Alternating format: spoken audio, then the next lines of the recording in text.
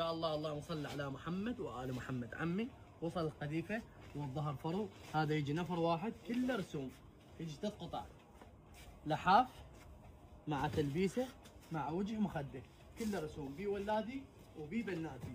السعر ماله راح يصير صدمه على مستوى العراق كله، صدمه على مستوى العراق كله ابويا. باوع شوفوا الجنطه المرتبه الحلوه والانيقه، باوع رسوم البي. هذا العرض داخل الفرعين، فرع البلديات وفرع البنوك شارع الطاقه.